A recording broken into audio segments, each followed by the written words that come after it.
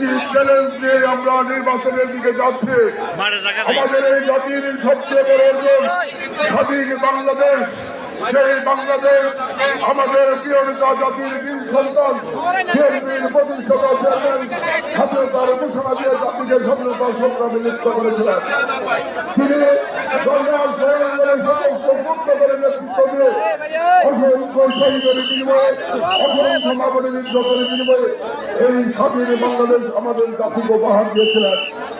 সেই স্বাধীন বাংলাদেশের মূলমন্ত্র গণতন্ত্র, সেই গণতন্ত্র প্রতিষ্ঠার সংগ্রামে এদেশের আমি সাংবাদিক নেতৃত্ব খালেদা জিয়া জীবন বিসর্জন দিয়ে আবুল নেতৃত্ব দিয়ে এই স্বৈরাচার মুক্ত বাংলাদেশ আমাদেরকে উপহার দিয়েছে।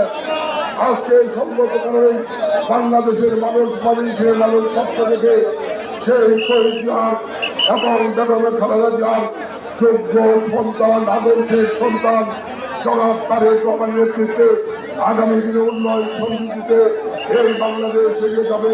এই অবহেলিত মানুষের জনপদ আগামী দিনে উন্নয়ন সমৃদ্ধিতে সমৃদ্ধ হবে। তাদের এই চ্যালেঞ্জ মোকাবেলা করতে হলে ময়মনসিংহ বিভাগের সর্বস্তরের নেতাকর্মীদেরকে সকল মত পার্থক্য বলে ঐক্যবদ্ধভাবে কাজ করতে হবে। ময়মনসিংহের